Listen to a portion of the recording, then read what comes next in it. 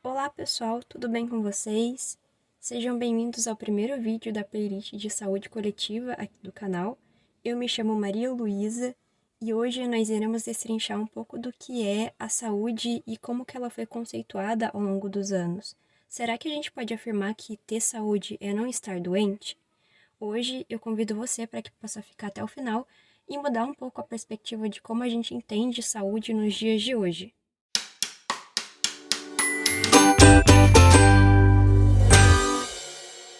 Bom, para começar a entender o conceito mais atual de saúde proposto pela Organização Mundial da Saúde lá em 1948, a gente precisa voltar no tempo para compreender como que o processo saúde e doença era entendido em cada época da história.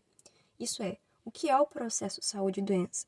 Nada mais é do que a compreensão e a relação da saúde e da doença determinada a partir de cada contexto histórico e da realidade daquele tempo, e como que o diagnóstico, como que o tratamento ele era proposto dentro dessa realidade. De início, então, vamos compreender o que significa essa palavra, qual que é a tradução e de onde que ela surgiu, essa palavra saúde.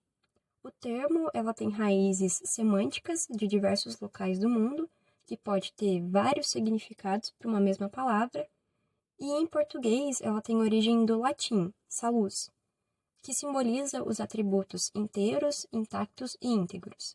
A partir dessa informação, a gente já pode concluir que a saúde ela sempre se associou com um estado de equilíbrio, e isso vai ser importante para a gente poder compreender os próximos conteúdos.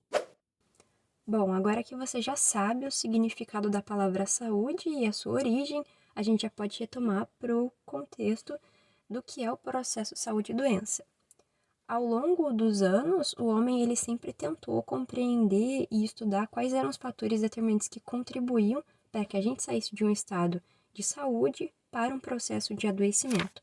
Foi a partir da curiosidade do homem para entender a causalidade da doença, ou seja, como que essa doença ela acometia o homem, que foram surgindo os modelos explicativos de saúde.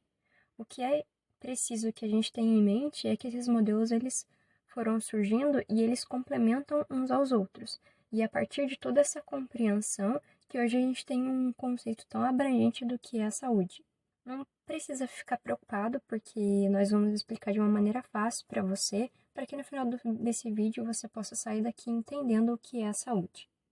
Começando em ordem cronológica, lá nos primórdios da humanidade, na antiguidade, a época que predominavam as religiões politeístas, muitos acreditavam que a saúde era uma graça dos deuses, enquanto as doenças elas eram vistas como uma penitência e o resultado dos pecados cometidos pelos indivíduos.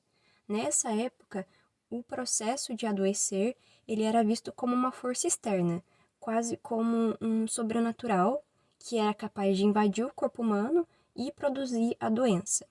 Assim, então, ficou estabelecido a teoria mítico-religiosa que fundamentou o modelo mágico-religioso, que também é conhecido como modelo mítico-religioso. Ainda falando sobre a antiguidade, surge a partir das medicinas indo e chinesa a concepção que o processo de adoecimento ele é um desequilíbrio entre os humores, que eram considerados os princípios e as forças básicas da vida, dando início à concepção dinâmica. Dito isso, os desequilíbrios eles estavam muito associados ao meio físico, como os astros e o clima. Essa teoria deu base ao modelo holístico de saúde. Entretanto, somente o consenso de que o adoecido fazia parte do sobrenatural, como uma força ou um mal que invadia o corpo das pessoas e produzia a doença, ele não foi suficiente para muitos questionamentos das causas daquela doença. Então, foi dando continuidade à concepção dinâmica que surge no Ocidente, principalmente na Grécia Antiga, a filosofia como campo para compreender as origens da vida e do universo. Para Empedocles, a informação do universo estava atrelada ao somatório dos 4 elementos da natureza, sendo eles a água, o fogo, o ar e a terra. Esses elementos eles estavam muito próximos às teorias dos humores, que foi proposta por um importante personagem, que é o Hipócrates de Cos. A gente já vai falar sobre ele. Dando então continuidade a essa concepção dinâmica, foi que Hipócrates de Cós, considerado como o pai da medicina moderna, a doença ela era parte da natureza e marcou então a transição entre o pensamento mítico, aquele que a gente já falou sobre uma força externa que invadiu o corpo das pessoas, para um pensamento mais racional de como era a doença. Para Hipócrates, a saúde seria o equilíbrio que agregava o modo de vida ideal, que incluía a saúde, a excreção, o exercício e o repouso. Foi Hipócrates também que postulou a teoria dos humores, na qual explicava que os humores se associavam aos elementos da natureza e às estações dos anos. Os fluidos do corpo humano, a bile amarela, representando o verão, a bile negra, o outono, a fleuma, o inverno e o sangue, a primavera. Esse desequilíbrio poderia desencadear para o desenvolvimento da doença. Essa teoria ficou muito conhecida como modelo empírico racional de Hipócrates.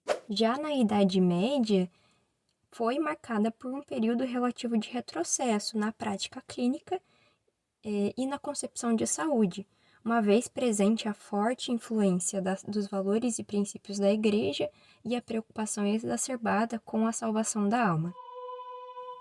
Entretanto, sob influência do paradigma cartesiano, que surgiu entre os séculos XVI e XVII e influenciado por René Descartes, marcou o surgimento da racionalidade.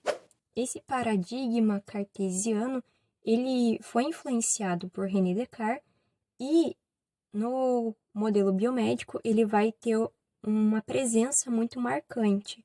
A gente já vai falar sobre o que é o modelo biomédico, mas vale a pena ressaltar que esse modelo, esse paradigma, na verdade, cartesiano, ele é conhecido como mecanicista e ele rejeita qualquer forma de saber subjetivo, só aceita aquilo que é objetivo, palpável e quantificável, e se utiliza muito da matemática para conceituar esse paradigma.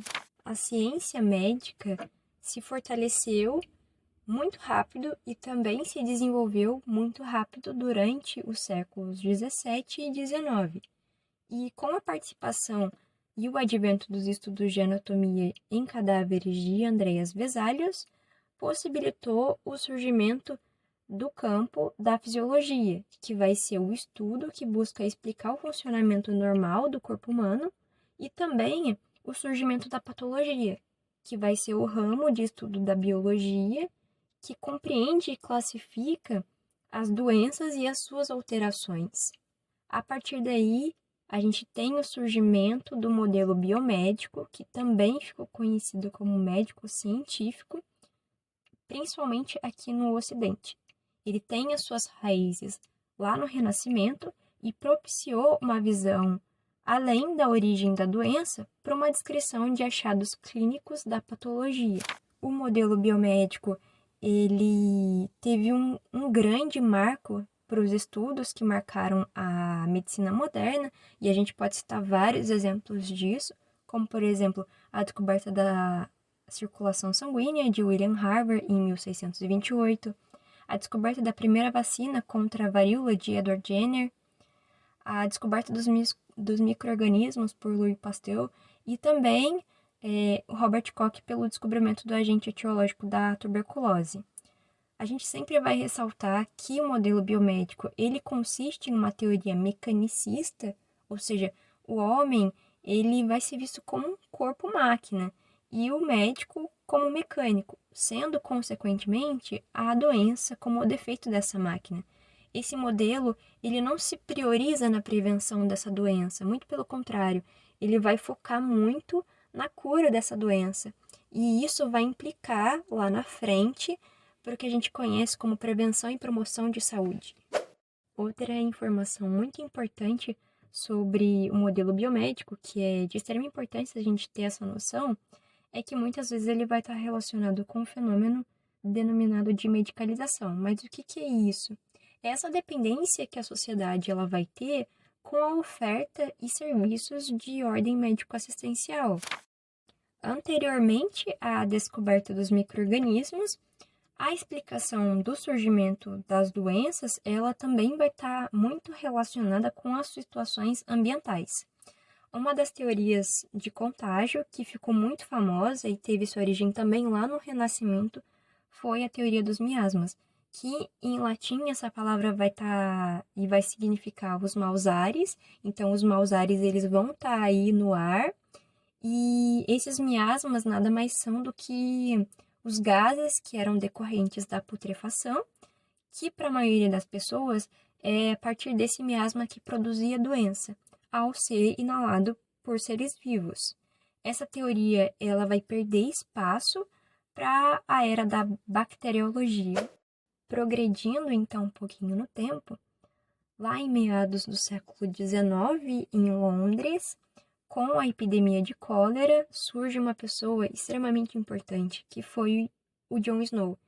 Ele é considerado o pai da epidemiologia e em quase todas as aulas que se fala muito sobre John Snow, e ele teve uma expertise muito grande em associar que o consumo da água contaminada por fezes de pessoas doentes era um meio de causa para o desenvolvimento da cólera. Deixando então de lado aquele pensamento e aquela teoria dos miasmas que a gente já falou anteriormente, ou seja, o miasma ele está no ar, se você inalar você fica doente, e começa-se a abordar a epidemiologia, ou seja, a consideração dos modos e hábitos de vida, a questão do trabalho e as políticas públicas de saúde que vão estar sendo levantadas naquele contexto histórico. Após o término da Segunda Guerra Mundial, foi criado a Organização Mundial da Saúde e a Organização das Nações Unidas, em que há uma compreensão muito mais abrangente do que é a saúde e do que é a doença, se distanciando daquele modelo biomédico e adotando um conceito multifatorial, que vai trazer os fatores que vão determinar e condicionar a saúde. Surge a partir daí também um modelo processual, que vai ser baseado na história natural das doenças, por Livell e Clark, e esse modelo ele vai entender que os estímulos patológicos do meio ambiente vão desencadear uma resposta no corpo, e essa vai ter um alcance que vai estar atrelada entre a cura, o defeito, a invalidez ou também a morte, e também vai reconhecer as características sociais e individuais que vão interferir na chance daquele indivíduo ele adoecer. Já o modelo sistêmico de saúde, ele vai reconhecer que os fatores, tanto políticos quanto socioeconômicos, os fatores sociais, ambientais e os agentes patógenos, eles vão ter uma relação muito íntima, sendo que se houver alguma modificação desses níveis, os demais eles também vão ser afetados. Um exemplo de fatores políticos e socioeconômicos são a questão do acesso a serviços de saúde, a questão do trabalho, da educação, a segurança alimentar daquela população, a renda também vai ser um fator muito importante, além de outras questões. Dessa forma, as mudanças que ocorreram na forma da gente pensar o que é a saúde e o que é a doença, elas levaram uma preocupação muito maior com o nível de bem-estar e também o conceito ampliado de saúde, que vão gerar uma nova concepção, que vai ser os determinantes sociais do processo saúde e doença.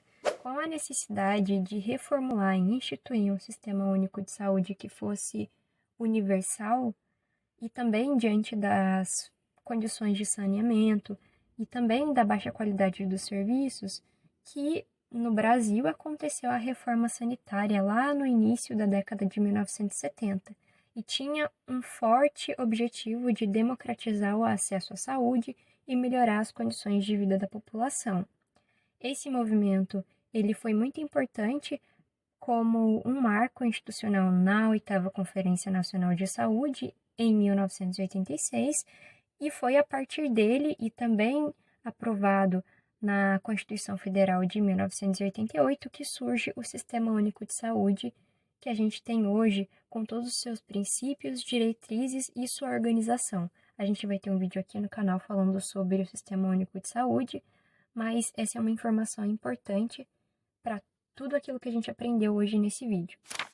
Bom, esse vídeo ele vai ficando por aqui, porque o processo saúde e doença ele é um assunto bem complexo e que daria para a gente falar muito mais coisas sobre isso, mas não é o intuito esvaziar o tema, somente motivá-los a entender um pouco mais sobre saúde coletiva.